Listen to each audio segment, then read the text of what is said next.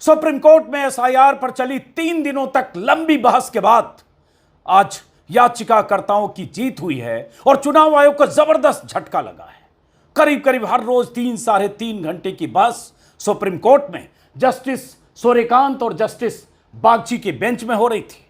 देश के दिग्गज वकील याचिकाकर्ताओं की तरफ से, जिसमें एडीआर है, महुआ मोइत्रा, मनोज झा, योगेंद्र यादव, उनकी तरफ से वकील जिसमें गोपाल शंकर नारायण, कपिल सिब्बल, अभिषेक मनु सिंघवी, प्रशांत भूषण, वृंदा ग्रोवर, तमाम वकीलों की जमात ने लगातार दलीलें दी कि किस तरह से चुनाव आयोग की मंशा संदिग्ध है और किस तरह से चुनाव आयोग जानकारियां छिपा रहा है और किस तरह से वोटर्स के मताधिकार पर कुठाराघात हो रहा है, वोट काटे जा रहे हैं।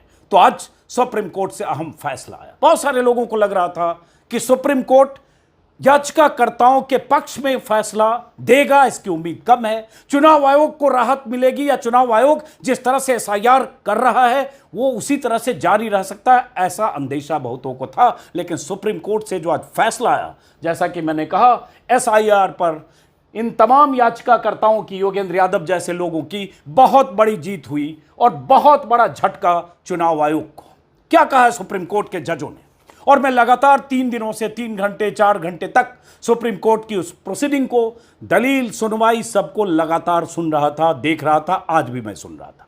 तो पहले बताता हूं कि सुप्रीम कोर्ट के जजों ने, सुप्रीम कोर्ट की बेंच ने फैसला क्या दिया, आदेश क्या दिया, और उसके बाद आज जो जिरह हो रही थी, किस तरह से चुनाव आयोग के वकील राकेश द्विवेदी बार बार सुप्रीम कोर्ट के जजों की तरफ से जो बातें कही जा रही थी, जानकारियों को सार्वजनिक करने के जो निर्देश या सवाल जवाब हो रहे थे, उसको किस तरह से उससे अपनी असहमति जता रहे थे, यह भी इसी वीडियो में आगे। लेकिन सबसे पहले चुनाव आयोग के लिए सुप्रीम कोर्ट ने कहा कि 65 लाख की लिस्ट, जिसको लेकर लगातार बवाल और सवाल है कि 7,90,00,000 वोटर्स में से लगभग 65 लाख वोटर्स के नाम कटे हैं, जिसमें कहा जा रहा 22,30,000 वोटर मृतक हैं, परमानेंटली शिफ्टेड और एब्सेंट 36,20,000 हैं, और दूसरी जगह भी वोटर हो सकते हैं, डुप्लीकेट वोटर 7 लाख के आसपास है। सुप्रीम कोर्ट ने आज कहा अपने फैसले में कि इन वोटर्स के बारे में आपको विस्तार से